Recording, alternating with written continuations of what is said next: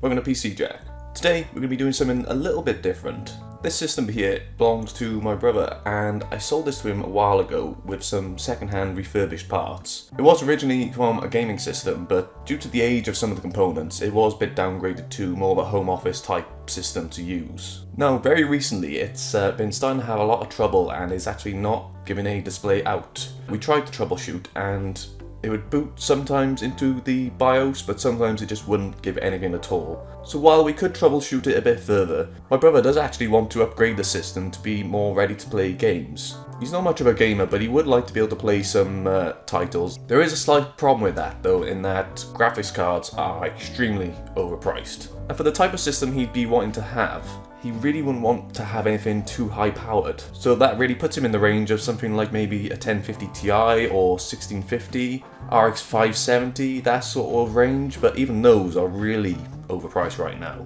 But we have a plan though. For today, I'm going to upgrade this system using some parts I already have lying around, and instead of putting a decent mid-range graphics card, we are going to use a placeholder, which I will get to later in the video. But just for comparison, the current CPU in this system is a A8 6600K, I believe, and that's on an MSI A55M motherboard, I believe. Now, there are going to be some parts we are going to actually keep from this system. We are going to keep the power supply. That's only about a year old and it's 80 plus bronze, so it's got a decent efficiency rating on it, so it should be fine for his needs. And he's also got a 120 gig boot SSD which we can use, as well as a 1TB mechanical drive. So we can keep those, but those are going to be the only things we're really going to keep from this system, as well as the Shadow Rock LP, which is actually a really good cooler, so we'll use that as well. But some of the other things he did want as well, he did want to have a tempered glass side panel so that you can actually see his components, so we'll be changing out the case today as well. He also wanted to pimp it out a bit more with a bit of RGB, so with all that out the way, let's crack on with this upgrade.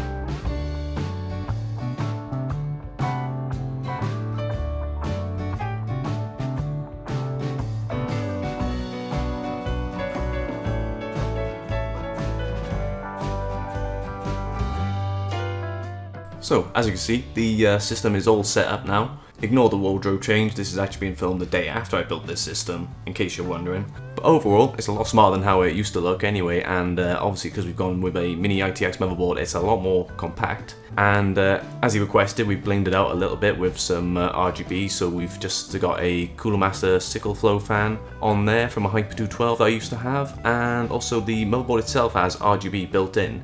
Now, the glaring problem with this system is obviously that it doesn't have a particularly great graphics card. He's currently stuck with a GT 710, which for him, as obviously he's not much of a massive gamer, he shouldn't have too much of a problem using it. But at least he now has a system that is ready to take a graphics card when he manages to get a hold of one when stock returns back to normal. You could easily drop something in here like a 1650 or even a 1660. We'll revisit that at some point, but for today though, I thought I would just take a quick look at what sort of things he could play with it. But while we should be realistic with what a 710 can handle, I thought I'd try out one classic game that I know that my brother would actually probably play at some point, as we used to play it a lot years ago, as well as something to push that 710 a little further and see whether we can get any sort of frames out of it. So what I'll do now is just get Windows 10 set up on here and get all the drivers installed, and we'll see how this 710 can handle a bit of light gaming.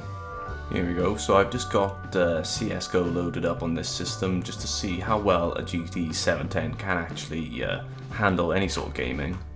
And as you can see, I've just done the settings for this and put them to 720, and we're basically at completely low settings, but in an esports game you're not going for eye candy, so it's not exactly a major issue. And I'd definitely say it's playable. We're getting about, it's going over 60 frames, it's dipping down every now and then. But if you would just want to play something like this, quite straightforward, not for me though, because I'm terrible at esports games, it's completely doable. Like, you can still go along like this, and if it's only temporary, you could get away with that.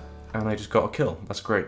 Obviously, it's not going to look great, but personally, I think that a high FPS is the most important thing if you're trying to play something like this. As long as it looks fluid enough, then you're okay.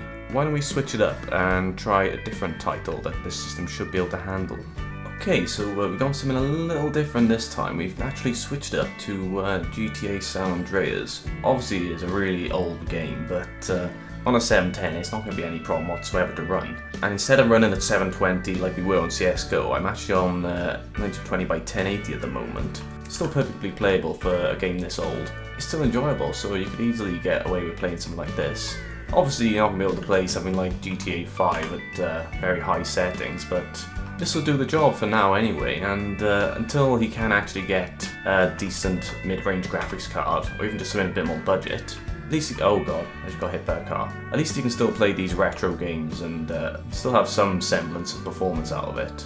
So, as expected, the 710 isn't going to be particularly spectacular for gaming, but as a placeholder until my brother can actually get a decent graphics card, it'll do the job for now anyway.